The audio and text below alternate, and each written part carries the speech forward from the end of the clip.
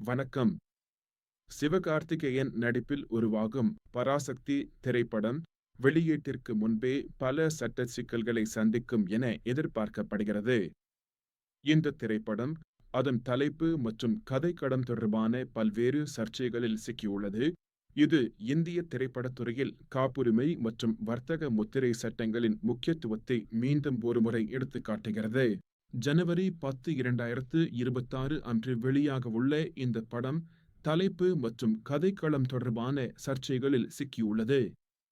குறிப்பாக 1952ஆம் ஆண்டு வெளியான அதே பெயரிலான கிளாசிக் திரைப்படத்துடன் உள்ள ஒற்றுமைகள் சட்டரீதியான கேள்விகளை எழுப்பியுள்ளன. இந்தியாவில் திரைப்பட தலைப்புகள் நேரடியாக காப்புரிமை சட்டத்தின் கீழ் பாதுகாக்கப்படுவதில்லை என்றாலும் வர்த்தக முத்திரை சட்டம் பாதுகாப்பு வழங்குகிறது. இது ஒரு தலைப்பு தனித்துவமானதாக இருக்கும் பட்சத்தில் அதன் உரிமையாளர்களுக்கு சட்டரீதியான பாதுகாப்பை அளிக்கிறது. ஒரு தலைப்பு தனித்துவமானதாக இருந்து இரண்டாம் நிலை அர்த்தத்தை பெற்றால் மட்டுமே வர்த்தக முத்திரை பாதுகாப்பு கிடைக்கும். அதாவது அந்த தலைப்பு ஒரு குறிப்பிட்ட தயாரிப்பு அல்லது சேவையுடன் பிரிக்க முடியாத வகையில் இணைக்கப்பட்டிருக்க வேண்டும். 1952ஆம் ஆண்டு வெளியான பராசக்தி திரைப்படத்தின் தயாரிப்பாளர்களான நேஷனல் பிக்சர்ஸ் தலைப்புக்கான வரலாற்று உரிமைகளை வலியுறுத்தியுள்ளனர். இது புதிய படக்குழுவுக்கு ஒரு பெரிய சவாலாக அமைந்துள்ளது. ஏனெனில் பழைய படத்திற்கு ஒரு வலுவான வரலாற்று மற்றும் கலாச்சார முக்கியத்துவம் உள்ளது. புதிய படத்தை தயாரிக்கும் டான் பிக்சர்ஸ் கலைஞர் கருணாநிதி மற்றும் சிவாஜி கணேசன் குடும்பங்களிடமிருந்து அனுமதி பெற்றதாக கூறுகிறது. இந்த அனுமதி தலைப்பு தொடர்பான சர்ச்சைகளை தீர்க்க உதவும் என்று அவர்கள் நம்புகிறார்கள். ஆனால் இதுவே இறுதி தீர்வாக இருக்காது. விஜய் ஆண்டனியின் 25வது படத்திற்கும் பராசக்தி என்ற தலைப்பு தெலுங்கில் உரிமை கோரப்பட்டது. இது ஒரே தலைப்பிற்கு பல உரிமை கோரல்கள் வருவதற்கான ஒரு சிறந்த எடுத்துக்காட்டாகும். இது திரைப்படத் துறையில் பொதுவான ஒரு சிக்கலாகும். சமரசத்தின் விளைவாக சிவகார்த்திகேயனின் படம் தமிழ் மற்றும் தெலுங்கில் பராசக்தி என்ற தலைப்பை தக்க வைத்துக் கொண்டது. இந்த ஒப்பந்தம் இரு தரப்பினருக்கும் இடையே ஒரு இணக்கமான தீர்வை எட்டியது. ஆனால் இது மற்ற சட்ட சிக்கல்களை தீர்க்கவில்லை.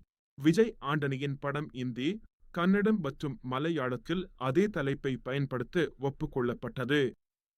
இது தலைப்பு உரிமைகளை புவியியல் ரீதியாக பிரிப்பதற்கான ஒரு நடைமுறை தீர்வாகும்.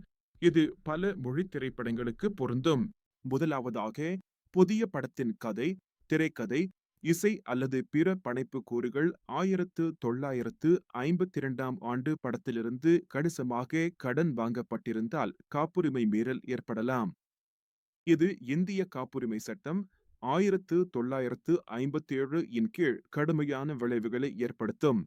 இரண்டாவதாக, ஒப்பந்தம் இருந்த போதிலும் நேஷனல் பிக்சர்ஸ் பார்வையாளர் குழப்பம் மற்றும் பிரான் நீர்த்து போதல் அடிப்படையில் வர்த்தக முத்திரை மீறல் வழக்குகளை தொடரலாம். இது புதிய படத்தின் வணிக ரீதியான வெற்றிக்கு ஒரு பெரிய தடையாக அமையலாம். மூன்றாவதாக, படம் உண்மையான நபர்களின் வாழ்க்கையை அடிப்படையாக கொண்டது என்று கருதப்பட்டால் அவதூறு மற்றும் தனியுரிமை உரிமை மீறல் ஏற்படலாம். இது தனிநபர்களின் நற்பெயருக்கு களங்கம் விளைவிப்பதாக கருதப்பட்டால் சட்டரீதியான நடவடிக்கைகளுக்கு வழிவகுக்கும். நான்காவதாக, வரலாற்று நிகழ்வுகள், அரசியல் கருப்பொருள்கள் அல்லது மத நடைமுறைகள் தொடர்பான உள்ளடக்கத்தில் தணிக்கை வாரியத்தின் சவால்கள் இருக்கலாம். இது படத்தின் வெளியீட்டை தாமதப்படுத்தலாம் அல்லது சில காட்சிகளை நீக்க வேண்டிய கட்டாயத்தை ஏற்படுத்தலாம். இந்திய திரைப்படத்துறையில் காப்புரிமை சட்டம் 1957 இன் கீழ் படைப்பு பணிகளுக்கான பாதுகாப்பு முக்கியமானது.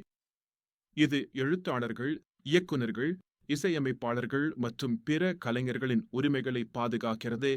அவர்களின் படைப்புகளுக்கு உரிய அங்கீகாரத்தையும் வெகுமதியையும் உறுதி செய்கிறது. இருப்பினும் திருட்டு மற்றும் சட்டவிரோத நகல் எடுத்தல் ஒரு தொடர்ச்சியான சவாலாக உள்ளது.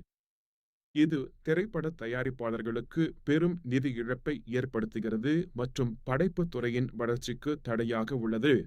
சொத்துரிமை தகராறுகளுக்கு ஒத்ததாக திரைப்பட தலைப்பு தகராறுகளும் உரிமையாளர் உரிமைகோரல்களில் சிக்கலை உருவாக்குகின்றன. ஒரு தலைப்புக்கு பல உரிமைகோரல்கள் இருக்கும்போது சட்டரீதியான தெளிவு பெறுவது கடினமாகிறது. இளையராஜா தொடர்பான வழக்குகள் இசை காப்புரிமை மீறல்களுக்கு ஒரு எடுத்துக்காட்டு. இது இசையமைப்பாளர்களின் படைப்புகளுக்கு உரிய அங்கீகாரம் மற்றும் ராயல்டிகள் கிடைப்பதை உறுதி செய்வதன் முக்கியத்துவத்தை எடுத்துக்காட்டுகிறது. சரியான உரிமம் பெறுவதன் அவசியம் இதன் மூலம் வலியுறுத்தப்படுகிறது. ஒரு படைப்பை பயன்படுத்துவதற்கு முன் உரிய அனுமதியை பெறுவது சட்டரீதியான சிக்கல்களை தவிர்க்க உதவும். மொத்தத்தில், பராசக்தி திரைப்படம் பல சட்ட சவால்களை எதிர்கொள்ளக்கூடும். இந்த சவால்கள் படத்தின் வெளியீட்டிற்கு முன்பே தீர்க்கப்பட வேண்டும், இல்லையெனில் அது படத்தின் எதிர்காலத்தை பாதிக்கலாம். இந்த சிக்கல்கள் படத்தின் வெளியீட்டை பாதிக்கலாம் அல்லது தாமதப்படுத்தலாம். சட்டரீதியான போராட்டங்கள் படத்தின் விளம்பரத்திற்கும் வசூலுக்கும் பெரும் தடையாக அமையலாம். சினிமா உலகில் காப்புரிமை மற்றும் வர்த்தக முத்திரை சட்டங்களின் முக்கியத்துவத்தை இது மீண்டும் ஒருமுறை எடுத்துக்காட்டுகிறது. இந்த சட்டங்கள் படைப்பாளிகளின் உரிமைகளை பாதுகாப்பதோடு நியாயமான போட்டிச் சூழலையும் உறுதி செய்கின்றன. இந்த சவால்களை படக்குழு எவ்வாறு எதிர்கொள்கிறது என்பதை பொறுத்து படத்தின் எதிர்காலம் அமையும். சட்டரீதியான ஆலோசனைகளை பெற்று சரியான முடிவுகளை எடுப்பது படத்தின் வெற்றிக்கு இன்றியமையாதது. மேலும் தகவல்களுக்கு எங்கள் சேனலுடன் இணைந்திருங்கள். பராசக்தி திரைப்படம் தொடர்பான அனைத்து சமீபத்திய செய்திகளையும் சட்டரீதியான முன்னேற்றங்களையும் நாங்கள் உங்களுக்கு உடனுக்குடன் வழங்குவோம்.